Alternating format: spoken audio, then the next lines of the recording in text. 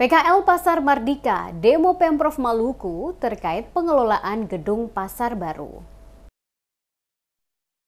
Puluhan pedagang kaki lima Pasar Mardika Ambon menggelar aksi demonstrasi di kantor Gubernur Maluku pada Rabu 22 Mei 2024.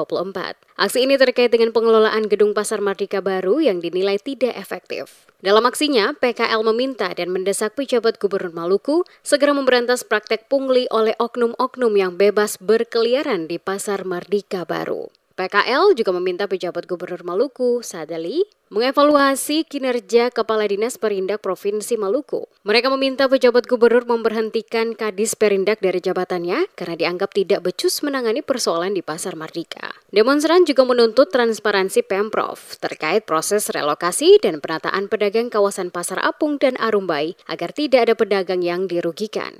Untuk merespon tuntutan PKL, Pemprov Maluku melakukan pertemuan dengan beberapa perwakilan pedagang. Pertemuan antara PKL dan perwakilan Pemprov diantaranya Kadis PTSP, Kakes Bangpol, dan Asisten Perekonomian dan Pembangunan Setda Provinsi Maluku berjalan alot. Perwakilan PKL Azhar Ohoirela, yang juga Ketua DPD Ikatan Pedagang Pasar Indonesia Kota Ambon, menilai pemerintah Provinsi Maluku gagal mengatur para pedagang yang ada di Pasar Mardika. Dalam pertemuan itu juga terungkap jika penempatan lapak dan kios yang ada di pasar seperti dijanjikan untuk satu pedagang satu meja tidak terrealisasi. Malahan belakangan kesepakatan itu berubah, justru yang terjadi saat diberlakukan satu meja untuk dua pedagang.